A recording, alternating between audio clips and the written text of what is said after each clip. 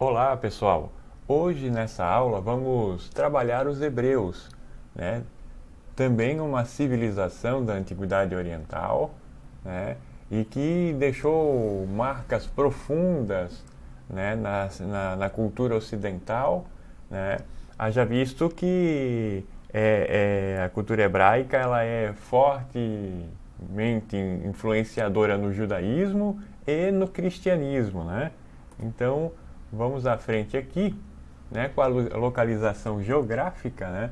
Então, a, os hebreus se localizavam na Palestina, né, no atual Estado de Israel, não é? Então eles têm essa localização aqui, também uma proximidade aí do mar Mediterrâneo, então isso também era uma característica muito própria dos povos da Antiguidade Oriental, né? Essa proximidade do Mediterrâneo, assim como também os povos da Antiguidade Ocidental também tinham essa proximidade que é o mar Mediterrâneo integrando todas essas regiões, né?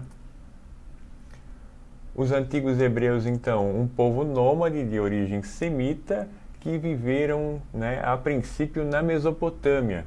Então eles têm essa presença na Mesopotâmia, né? E a partir daí eles começam um processo de migração em busca da Terra Prometida. Então, em 2000 a.C., seguiram para a Palestina, né? Saem da Mesopotâmia, seguem para a Palestina, conduzidos por Abraão. Abraão que vai ser considerado o primeiro patriarca, né? Então nós temos esse processo que a gente está apresentando para vocês agora, né? Por volta de 1800 a.C., então eles migraram para o Egito, né? Com a história de José, né? Que é uma história do Antigo Testamento, né? José do Egito, ele é vendido pelos irmãos como escravo no Egito e vai se tornar vizir. Vizir que no Egito era um cargo de primeiro-ministro e eles vão, né, os egípcios migram então para o Egito por volta aí de 1800 a.C. Em 1500 a.C., né, eles foram conduzidos por Moisés de volta, né, à Palestina, isso que na Bíblia é conhecido como o Êxodo no Antigo Testamento, né? Então essa volta à Palestina, né? E então essa concepção da Terra Prometida, né, para os hebreus. A economia eles dedicavam-se sobretudo ao comércio, à agricultura e ao pastoreio, né? Então, principalmente com rebanhos de ovelhas, né? Então, os hebreus tinham essa característica econômica, né? O comércio, a agricultura e o pastoreio, não é? Aqui nós temos a religião, né? O judaísmo e a grande diferença, né, dos hebreus para os outros povos da Antiguidade Oriental é o monoteísmo, tá? Então, esse é a grande novidade, digamos assim, que os hebreus trazem, que é o monoteísmo, ou seja, a crença em um Deus único, né? Yahvé, Javé, né? Depois Jeová. Então, é essa crença que os hebreus trazem, que é a crença do monoteísmo, né? E a grande referência do contribuição dos hebreus é no Antigo Testamento, né?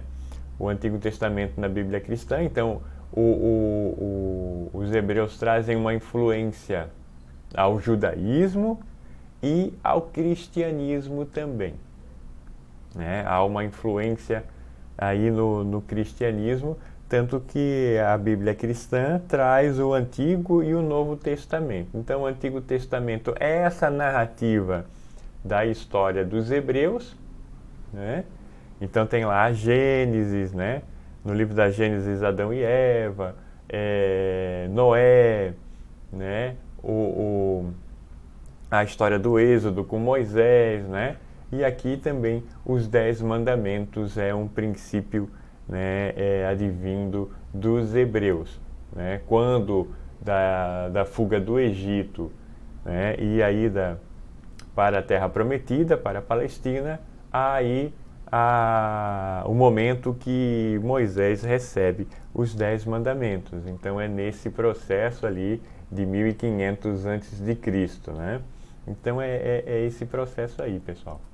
Aqui na sociedade nós temos 3 períodos de governo, que é o período dos patriarcas, iniciado por Abraão, seguido por Isaac e Jacó, são os 3 mais importantes.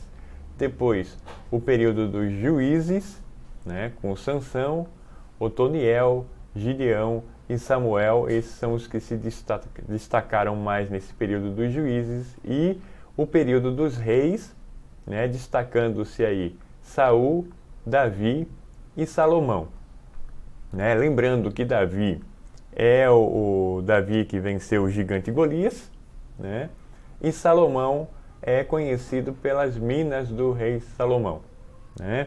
Aí há um debate nesse sentido, que essas minas do rei Salomão estariam no continente africano, porque ele foi casado com uma rainha africana chamada Betsabá, ok? Vamos em frente então. Aí nós temos o cisma judaico, né? Após a morte do rei Salomão, a Palestina foi dividida em 2 reinos formados, né, por 10 tribos.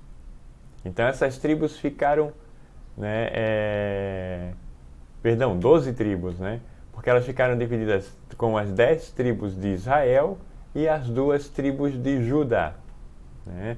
Então ficaram divididas assim, as tribos de Israel e as tribos de Judá. Tá? Então o cisma quer dizer o que, pessoal? O cisma quer dizer a separação. Então, após a morte do rei Salomão, né, os hebreus foram divididos por tribos, né, em 10 tribos de Israel, que era, no caso, o reino de Israel, e o reino de Judá. O reino de Israel formado por 10 tribos, o reino de Judá por 2 tribos. Ok?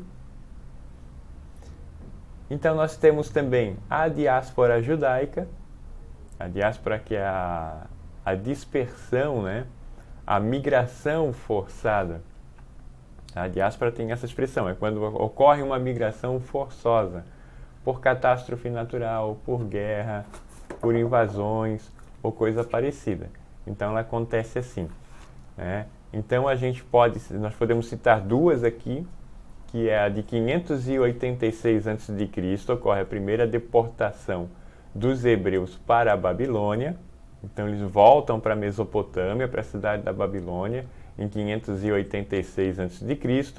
E depois, em 70 depois de Cristo, quando acontece a segunda diáspora, né?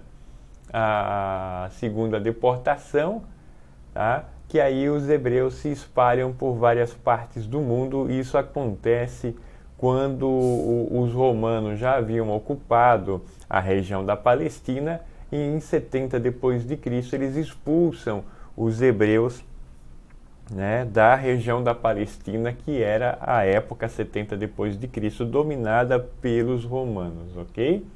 Então nós temos esses 2 eventos aí com relação à diáspora judaica, que é a primeira deportação em 586 a.C.